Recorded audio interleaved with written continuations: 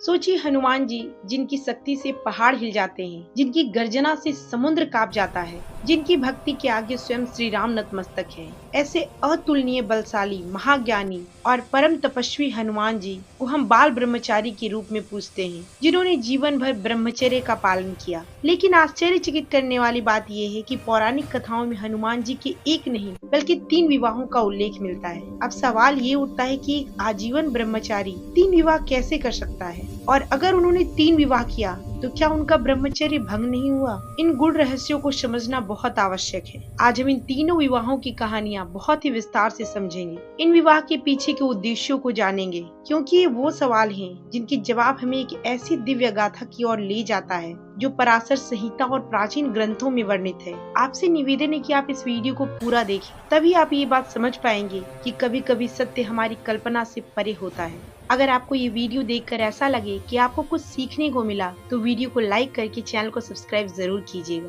हनुमान जी के प्रथम विवाह का उल्लेख सूर्य देव की पुत्री देवी सुवर्चला से मिलता है। दरअसल ये विवाह उनके ज्ञान प्राप्त करने की अदम्य इच्छा का परिणाम था। हनुमान जी सूर्य देव को अपना गुरु बनाना चाहते थे और उनसे 9 व्याकरण का ज्ञान सीखना चाहते थे। सूर्य देव गतिशील होने के कारण रुक नहीं सकते थे, इसलिए उन्होंने हनुमान जी से कहा कि वे उन्हें ज्ञान तभी दे सकते हैं जब हनुमान जी उनके साथ साथ यात्रा करें। हनुमान जी ने यह शर्त स्वीकार कर ली और सूर्य देव के रथ के साथ साथ चलते हुए ज्ञान प्राप्त करने लगे। सूर्य देव के पास 9 व्याकरण सहित 9 प्रकार के दिव्य ज्ञान थे। उन्होंने हनुमान जी को 8 प्रकार के ज्ञान तो दिए, लेकिन 9वें ज्ञान संग्रहित व्याकरण के लिए एक शर्त रखी थी। इसे केवल एक गृहस्थ ही प्राप्त कर सकता था। सूर्य देव ने हनुमान जी से कहा कि इस ज्ञान को प्राप्त करने के लिए उन्हें विवाह करना होगा, नहीं तो उनका ज्ञान अपूर्ण रह जाएगा। तब सूर्य देव ने अपनी अत्यंत तेजस्वी और तपस्वी पुत्री सुवर्चला देवी से हनुमान जी के विवाह का प्रस्ताव रखा। सुवर्चला भी जन्म से ही ब्रह्मचारिणी थी।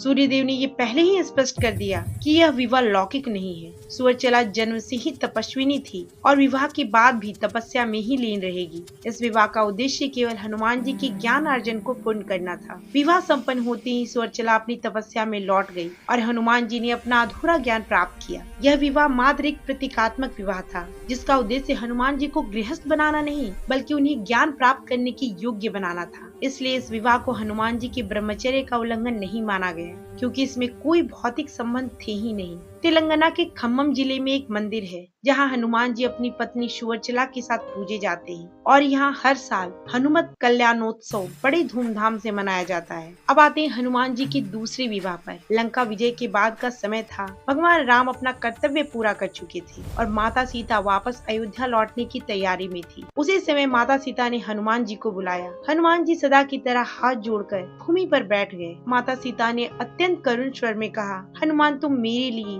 मेरे प्रभु के लिए वह सब किया जो असंभव था, लेकिन मेरा एक ऋण अभी भी शेष है। हनुमान जी ने तुरंत उत्तर दिया, माता दास पर ऋण कैसे? माता सीता मुस्कुराई और बोली, इस लंका में एक कन्या है जिसने कठोर तप किया है और वो भी बस तुम्हें पाने के लिए। यदि तुम उसका मनोरथ नहीं पूर्ण करोगे तो उसका जीवन व्यर्थ हो जाएगा। वह कन्या कोई साधारण स्त्री नहीं थी, वह एक दिव्य आत्मा थी जिसने पूर्व जन्म में ये वर मांगा था कि उसे भगवान राम का सबसे बड़ा भगपति के रूप में मिले। माता सीता की आज्ञा को हनुमान जी कभी नहीं टाल सकते थे। इस प्रकार धर्म की रक्षा और तप की पूर्णता के लिए हनुमान जी का दूसरा विवाह हुआ। इस विवाह में हनुमान जी की कामना नहीं बल्कि उनका कर्तव्य था। इस विवाह के बाद हनुमान जी प्रभु राम और माता सीता के साथ अयोध्या लौट गए। इस प्रकार दूसरे विवाह के साथ भी हनुमान जी का ब्रह्मचर्य भंग नहीं हुआ। अब बात करते हैं हनुमान जी के तीसरे विवाह की। हनुमान जी के तीसरे विवाह या पुत्र उत्पत्ति की कहानी सबसे अनोखी और रहस्यमयी है। ये कहानी मकर ध्वज के जन्म से जुड़ी है, जिन्हें हनुमान जी का पुत्र माना जाता है। जब हनुमान जी लंका दहन के बाद अपनी पूंछ की आग बुझाने के लिए समुद्र में गए तो उनके शरीर से पसीने की एक बूंद निकली। यह बूंद एक मछली के मुख में चली गई। उस मछली ने उस बूंद को निगल लिया, जिससे वह गर्भवती हो गई और उसी से एक पुत्र का जन्म हुआ। उस पुत्र का मुख मगरमच्छ जैसा था और शरीर वानर जैसा, इसलिए इसका नाम मकर ध्वज पड़ा। मकर ध्वज को पाताल के राजा अहिरावण ने पाला और उन्हें पाताल लोक का द्वारपाल नियुक्त किया गया। जब हनुमान जी राम रावण युद्ध के दौरान दौरान भगवान राम और लक्ष्मण को हिरावन के चंगुल से बचाने के लिए पाताल लोक पहुँचे तो उनका सामना मकर ध्वज से हुआ। मकर ध्वज ने उन्हें अपना परिचय देते हुए बताया कि वे हनुमान जी के पुत्र हैं। यह सुनकर हनुमान जी बहुत ज्यादा आश्चर्यचकित हुए, क्योंकि वो आजीवन ब्रह्मचारी थे और मकर ध्वज की उत्पत्ति किसी तरह के भौतिक संबंध से नहीं हुआ था, बल्कि यह एक आकस्मिक घटना थी। इसलिए मकर ध्वज का जन्म भी हनुमान जी के ब्रह्मचर्य का उल्लंघन नहीं करता, बल्कि उनकी अद्भुत शक्तियों और दिव्य प्रकृति का एक प्रमाण देता है। हनुमान जी के कथित तीनों विवाहों और मकर ध्वज के जन्म की कथाएं